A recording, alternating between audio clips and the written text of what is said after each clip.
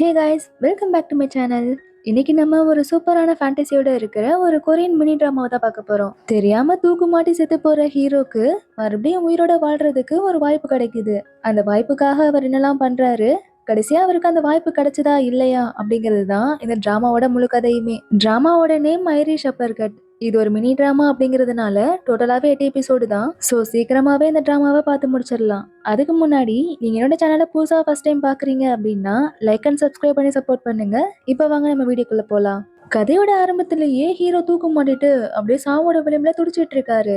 இப்ப பேக்ரவுண்ட்ல ஹீரோவோட வாய்ஸ் ஓவர் கேக்குது. வாழ்க்கை ஒரு தடவை நம்ம கையை விட்டு போயிடுச்சுன்னா அது மறுபடியும் திரும்ப வராது. நம்ம எல்லாரும் நம்ம கிடைச்ச வாழ்க்கைய ரொம்பவே வேஸ்ட் பண்ணிட்டு இருக்கோம். ஆசைப்பட்ட வாழ்க்கைய வாழ போற நேரத்துல அவசரப்பட்டு முட்டாள்தனமா என்னோட வாழ்க்கையவே முடிச்சுக்கிட்டேன். இல்ல, என்னோட வாழ்க்கைய வாழ்றதுக்கு எனக்கு இன்னொரு வாய்ப்பு வேணும் அப்படின்னு சொல்றதோட கட் பண்ணி அப்படி இவரோட வாழ்க்கையில என்ன நடந்துச்சு அப்படிங்கறத ஒரு பிளாஷ்பேக்கா கட்டுறாங்க. ஹீரோக்கு இப்ப 31 வயசுங்க. கேர்ள் ஃப்ரெண்ட்லாம் இருந்தாலும் கல்யாண பேச்சே எடுக்காம தள்ளி போட்டு இப்ப வயசு 31 ஆச்சு.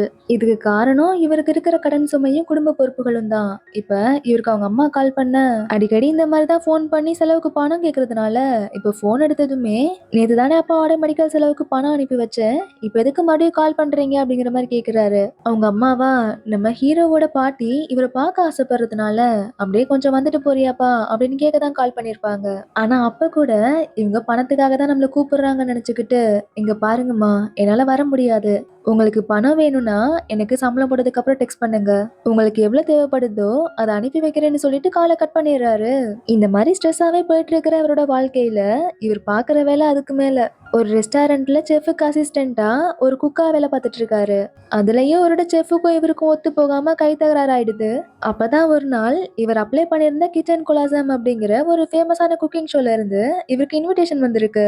வாழ்த்துக்கள் ஸ்ரீயும், கிச்சன் கொலாசம்ல கலந்துக்க போற 100 போட்டியாளர்கள்ல நீங்களும் ஒருத்தர்னு மெயில் வந்திருக்கிறத பார்த்துட்டு நேரா அந்த ஷோக்கு தான் போறாரு. அந்த ஷோவை ரன் பண்றவரு துனாம் அப்படிங்கிற ரொம்பவே ஃபேமஸான ஒரு செஃப். அவர் முன்னாடி போயிட்டு நம்ம ஹீரோ ஒரு பண்ண போற டிஷ்ஷை பத்தி சொல்றதுக்கே ரொம்ப திணறிட்டு இருக்காரு. இதுக்கப்புறம் அவரோட எக்ஸ்பீரியன்ஸ் திறமையெல்லாம் யூஸ் பண்ணி ஒரு டிஷ்ஷை சமைச்சு நம்ம துனாம் கிட்ட கொடுக்க அவரும் அதை சாப்பிட்டு பார்த்துட்டு, உனக்கு உண்மையாவே சமைக்க தெரியுமா இல்ல தெரியாதா, இந்த டிஷ்ல எந்த ஒரு டேஸ்ட்டுமே இல்ல, நீ பாஸ் ஆனது ரொம்பவே கஷ்டம்னு சொல்லிட்டு போயிட்டு இருக்காரு. ஹீரோவால அதை ஏத்துக்கவே முடியல. ஏன்னா இந்த டிஷ்ஷை ஆல்ரெடி இவரோட கேர்ள் ஃப்ரெண்டுக்கு செஞ்சு கொடுத்திருப்பாரு. அவங்களுக்கு இந்த டிஷ் ரொம்பவே பிடிச்சிருக்கும். இவரு இந்த மாதிரி சொல்லிட்டு போகவும், இப்படி சொல்லிட்டு போனா என்ன அர்த்தம், இந்த டிஷ்ல என்ன ப்ராப்ளம்னு சொல்லுங்கன்னு கேட்க, அதுக்கு துனாமும், ஒரு டிஷ் பர்ஃபெக்டா வரணும் அப்படின்னா அதுல சேர்த்திருக்கிற இன்கிரீடியன்ஸ் ரொம்பவே முக்கியம்.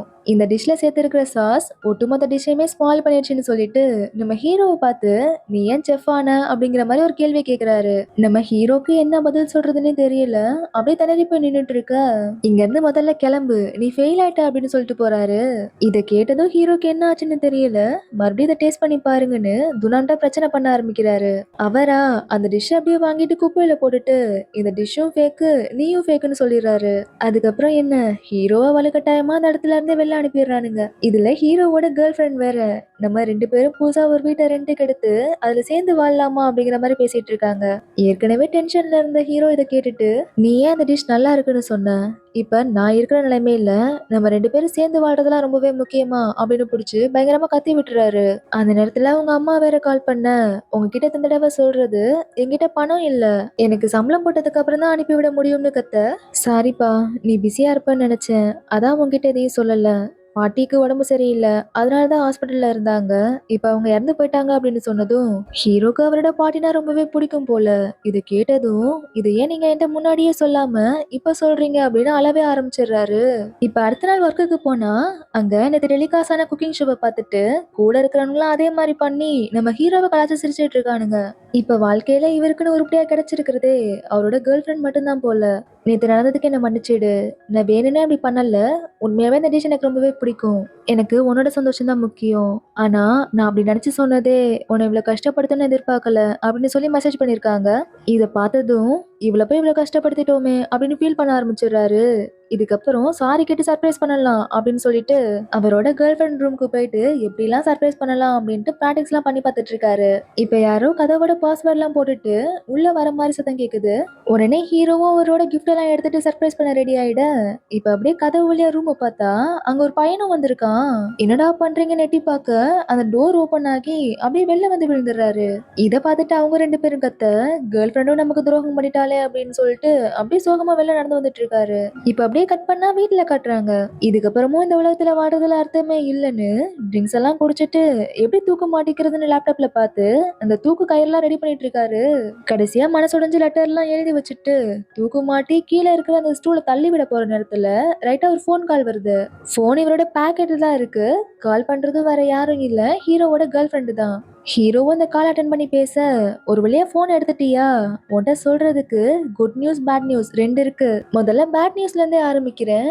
என்னோட வீட்டுக்குள்ள யாருன்னு தெரியாத ஒருத்தன் மாஸ்க்லாம் போட்டுட்டு வந்திருக்கான். இதனால வீட்டை சுத்தி ஒரே போலீஸா இருக்காங்க. நேத்துல இருந்து என்னோட தங்கச்சி தன்னோட ரூம்ல இருக்கா. இன்னைக்கு அவ ட்ரிங்க்ஸ் பண்ணிட்டு வீட்டுக்குள்ள வந்தப்ப டாகோட காஸ்டியூம் போட்ட ஒருத்தன் கதவெல்லாம் உடைச்சிட்டு பாத்ரூம்குள்ள இருந்து வெளில வந்து விழுந்திருக்கான்னு சொல்லிட்டு இருக்காங்க. இத கேட்டதும் நம்ம கேர்ள் ஃப்ரெண்ட போய் தப்பா நினைச்சிட்டோமேனு கண்ணெல்லாம் கலங்கி அழவே ஆரம்பிச்சிடறாரு. இப்ப அப்படியே கண்ணெல்லாம் தொடச்சிட்டு சரி இப்ப நீ எங்க இருக்க அப்படின்னு கேர்ள் ஃப்ரெண்ட கேட்டுட்டு தூக்கு மாட்டி இருக்கிறத மறந்துட்டு அந்த இடத்த விட்டு நகர ஸ்டூல் கீழே விழுந்து கழுத்துல மாட்டி இருக்கிற தூக்கு கயிறு கழுத்தையை நெருக்க ஆரம்பிச்சிருது. இதுல போனையுமே கீழே போட்டுறாரு. இவரோட கேர்ள் ஃப்ரெண்டு பிசினஸ் மீட்டிங் விஷயமா வேற ஒரு ஊருக்கு போயிருப்பாங்க போல. அதை முடிச்சிட்டு வந்து உன்னை பாக்குறேன்னு சொல்லிட்டு குட் நியூஸ் என்னன்னு சொல்ல ஆரம்பிக்கிறாங்க. ஃபேமஸான செஃப் தோனாம் இருக்காருல்ல, அவரு ஹீரோக்கு கால் பண்ணிட்டு இருந்திருப்பாரு. ஆனா ஹீரோ தான் அவரோட போன் காலையே பார்த்திருக்க மாட்டாரு. தோனாம்க்கு ஹீரோவோட டிஷ் உண்மையாவே பிடிச்சிருக்கும். ஆனா ஷோக்காக அந்த மாதிரி சொன்னாரா என்னன்னு தெரியல. ஹீரோ அவரோட போன் கால் எடுக்காததுனால இவர் கொடுத்திருந்த டெம்பரவரி போன் நம்பரான நம்ம ஹீரோயின் போன் நம்பருக்கு கால் பண்ணி நாளைக்கு ஹீரோவா அவர் வந்து பார்க்க சொல்லியிருக்காரு. இதனால ஒருவேளை அவரோட ரெஸ்டாரண்ட்ல உனக்கு ஒரு நல்ல வேலை கிடைச்சாலும் கிடைக்கலாம், இது நல்ல விஷயம்ல அப்படின்னு சொல்லிட்டு இருக்க ஹீரோ கிட்ட இருந்து எந்த ஒரு பதிலுமே இல்ல. பாவம் ஹீரோவும் இதுல இருந்து தப்பிக்க எவ்வளவோ முயற்சி பண்ணிட்டு இருக்காரு. ஆனா அவரால முடியல. நாங்க வந்துட்டோன்னு பாக்குறேன்னு ஹீரோவோட கேர்ள் ஃப்ரெண்டு காலை கட் பண்ணிட்டு துனாம் சொன்னது 100% உண்மைதான். இந்த மாதிரி முட்டாள்தனமா இறந்து போறேன்னா ஒரு ஃபேக் தான் அப்படின்னு நினைச்சிட்டு ஹீரோவும் அந்த கயித்திலேயே தொங்கி அப்படியே இறந்து போயிடுறாரு. இந்த சீனை தான் இந்த கதையோட ஸ்டார்டிங்லயும் நமக்கு காட்டியிருப்பாங்க. இதுக்கப்புறம் பார்த்தா அப்படியே மயங்கி போய் கீழே விழுந்து கிடக்குறாரு. எந்திரிச்சதும் நமக்கு எதுவும் ஆகலைல்ல அப்படின்னு கழுத்துல தொட்டு பார்த்துட்டு அப்படியே சூசைட் பண்றதுக்கு முன்னாடி எழுதி வச்ச அந்த லெட்டர் எடுக்க ட்ரை பண்றப்ப அவரால் அதை தொட முடியல. அப்ப அங்க ஒரு லேடி நல்லா கருப்பு கலர்ல ட்ரெஸ் எல்லாம் போட்டுட்டு டைம் வேஸ்ட் பண்ணாம என் கூட வரியான்னு சொல்லிக்கிட்டே ஹீரோவோட பக்கத்துல வர அப்பதான் ஹீரோ தூக்கு மாட்டி செத்து போன அவரோட உடம்பையே பாக்குறாரு. உன்னை நீயே கொன்னுட்டு இப்ப என்ன ஓவர் ஆக்டிங் பண்ற அப்படின்னு அந்த பாடியை திருப்புறாங்க பாருங்க. ஹீரோ அதை பார்த்துட்டு அப்படியே மறந்து போயிடுறாரு. இந்த காலத்து பசங்க எல்லாம் வாழ்க்கைய என்ன நினைச்சிட்டு இருக்காங்கன்னே தெரியல, நினைச்ச உடனே வாழ்க்கையை முடிச்சுக்கிறாங்கன்னு சொல்லிட்டு ஹீரோவோட டெட் பாடியை அந்த லேடி போட்டோ எடுத்துட்டு இருக்காங்க. ஆக்சுவலா இவங்க ஒரு கிரீம் ரீப்பர். இவங்களோட வேலையே இறந்து போன சோல்ஸ் எல்லாம் கலெக்ட் பண்ணி இறப்புக்கு அப்புறம் மறுவாழ்வு அப்படிங்கிற சொர்க்கத்துக்கு அனுப்பி வைக்கிறது தான். அதுக்காக இவரோட ஃபேஸ் எல்லாம் போட்டோ எடுத்து ரெஜிஸ்டர் பண்ணிட்டு இருக்காங்க. ஹீரோவா இது நான் இல்ல, இன்னும் நான் சாகலன்னு கத்திக்கிட்டே அந்த ரூமை விட்டு வெளில போக ட்ரை பண்ண இப்ப வேற ஒரு உலகத்துக்குள்ள வந்து விழுந்துடுறாரு. அவரோட ரூம் கதவை பாத்தீங்கன்னா அப்படியே ஆகாயத்துல தொங்கிட்டு இருக்கு. சுத்தி முத்தி பாக்குறாரு, அங்க யாருமே இல்ல. ஆனா கரையில கையில கிளவுஸ் எல்லாம் மாட்டிட்டு தலையை தொங்க போட்ட மாதிரி ஒரு பொண்ணு மட்டும் நின்னுட்டு இருக்கா. அந்த பொண்ணை பார்த்து இது எந்த இடம், நான் இங்க இருக்கேன்னு கேட்க ஹீரோவை கூட்டிட்டு வந்து அந்த கிரிம் ரிப்பர் இருக்காங்கல்ல அவங்க, உன்னை கிரிம் ரிப்பர்ஸோட உலகத்துக்கு வரவேற்கிறேன். நான் கிம்ஜின் சோல்ஸ் எல்லாம் கலெக்ட் பண்ற அசோசியேட்ல எக்ஸிகியூட்டிவா ஒர்க் பண்றேன். அப்புறம் இது ஹேனா அப்படின்னு அறிமுகப்படுத்திட்டு எப்பவும் சோல்ஸ் இந்த உலகத்துல கொஞ்ச நேரம் இருப்பாங்க, அதுக்கப்புறம் தான் அவங்கள நாங்க சொர்க்கத்துக்கு அனுப்பி வைப்போம். ஆனா இன்னைக்கு எனக்கு கொஞ்சம் வேலை இருக்கிறதுனால உன்னை சீக்கிரமாவே சொர்க்கத்துக்கு அனுப்பி வச்சுட்டு என்னோட வேலையை போய் பார்க்கணும்னு சொல்லிட்டு இருக்காங்க.